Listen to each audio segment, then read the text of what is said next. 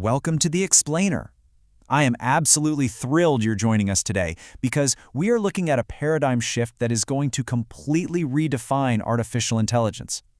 Today, we're exploring the future and challenges of AI, and specifically why something called the world model is the next massive technological leap, and exactly how the 3D world is forming. Okay, let's dive into this. Think about it for a second. Can words put down fires? Can words cook you an omelet? Well, the answer is obviously no.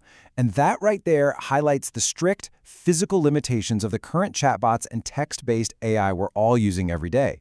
Sure, they are brilliant at generating language, but when it comes to actually interacting with the messy, unpredictable physical reality of human life, words just aren't enough. We need something a whole lot more grounded. So, here is our roadmap for today. We're going to start by moving beyond chatbots, explore the Godmother's first leap, figure out exactly what world models are, look at how the 3D world is forming, discuss some of the future challenges and fears, and finish up with a case for optimism. Let's get right into it. Section 1. Moving beyond chatbots, the physical limit. Look, we have all seen the massive hype around large language models like ChatGPT, right? They went from this kind of niche research field to literally the most talked about technology on the planet almost overnight. But while everyone is entirely obsessed with chatbots, the true visionaries in the field are pointing out that language is just one small piece of the puzzle. And this brilliantly illustrates the massive leap we're talking about. On one hand, we have our large language models. These are built entirely on language, text prompts, and they power our chatbots. It's essentially 1D text data. But on the other hand, we have world models. We're talking about a leap into spatial intelligence, understanding actual physics and geometry, and directing physical robotics. Describing how to catch a ball and actually catching a ball in midair are two entirely different things. And that right there is the leap from LLMs to world models. Section 2. The Godmother's first leap. Because to really understand where we're going, we have to meet the visionary taking us there, Fei-Fei Li. Growing up in the 80s and 90s in Chengdu, China, Li was this deeply curious kid, happily chasing bugs and puppies, sketching mountains with her dad, and believe it or not, that exact childhood curiosity eventually transformed into the very science that gave artificial intelligence its crucial ability to see. Fei-Fei Li's timeline is just nothing short of incredible. In the 1990s, she immigrates to the US as a teenager, navigating a totally new culture and language, all while running her family's dry cleaning business on the weekends.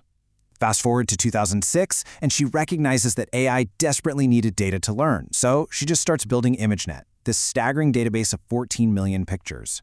And that monumental effort directly led to the 2012 AlexNet breakthrough, where massive data met neural networks and GPU computing power, basically sparking the entire modern AI revolution.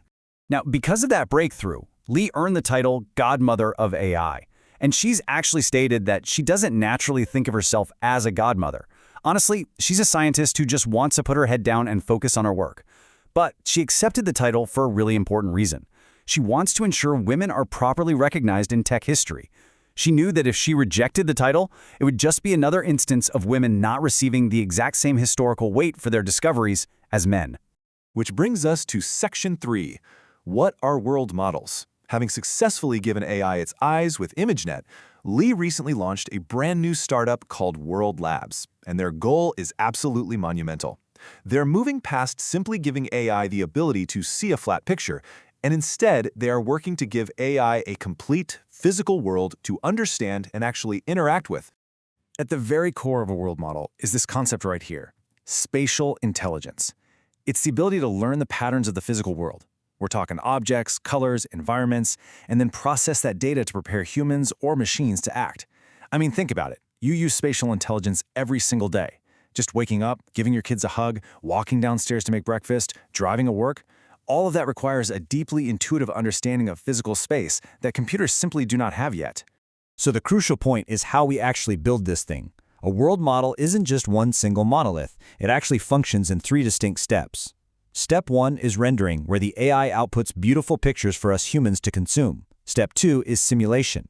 This goes deeper to capture the actual physical and geometric structures so machines can understand the physics. And finally, Step 3 is planning. This is where it directs robotic action. If you have a cup sitting on a table, the planning model tells the robot exactly how to pick it up and move it somewhere else. Section 4. Forming the 3D world. It's endlessly fascinating to talk about the theory, sure, but how is this abstract academic concept actually being built in the real world right now? Well, the answer is World Lab's new platform. It's called Marble. Marble actually allows users to generate full 3D worlds from just a single visual or text prompt. Now, at first glance, the output might just look like a really nice picture of a room, but unlike a flat picture, these generations are entirely explorable, editable, and fully consistent 3D worlds. You can navigate them, move forward, turn around, and explore the geometry exactly like you would if you were walking around in a video game. And the commercial and industrial value of this is already proving to be completely massive. The practical applications of Marble are hitting major industries as we speak. Virtual production teams for movies are using it to shoot actors in instantly generated environments. Game developers are using it to drastically lower their resource and development time.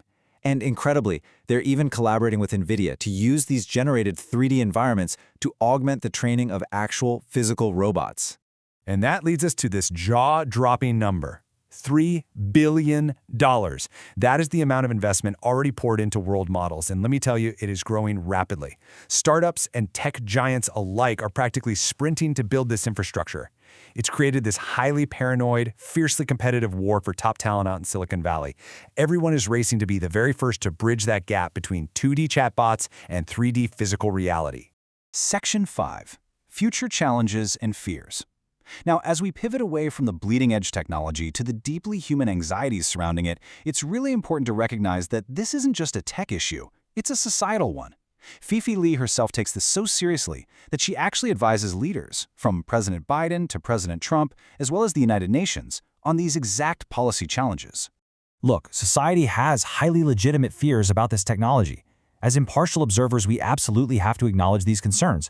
We're talking the risk of powerful mis- and disinformation, the terrifying potential for bad actors to weaponize robots once they can actually navigate the physical world, the very real anxieties around job loss and diminished human agency, and perhaps most notably, widespread concerns over tech CEOs developing quote-unquote God complexes. Critics rightly argue it is incredibly dangerous for any single individual to act as if they know what is best for all of humanity. And this is exactly why Li advocates so strongly for collective democratic governance. But she makes a crucial point. Regulation must be rooted in scientific facts. When policymakers get sidetracked by extreme sci-fi rhetoric, things like utopian fantasies, human extinction, or AGI machine overlords, it actually distracts from doing the real, grounded, day-to-day policy work required to keep our systems safe and our ecosystems healthy today. Which brings us to our final section, Section 6, a case for optimism. Because despite the fierce competition and the very real societal anxieties we just talked about, those at the forefront of this technology, like Li, maintain a fundamental belief that the arc of history ultimately bends toward benevolence. Now, what's really interesting about this slide is how it completely recenters our entire explainer back on the human element. There's nothing artificial about artificial intelligence.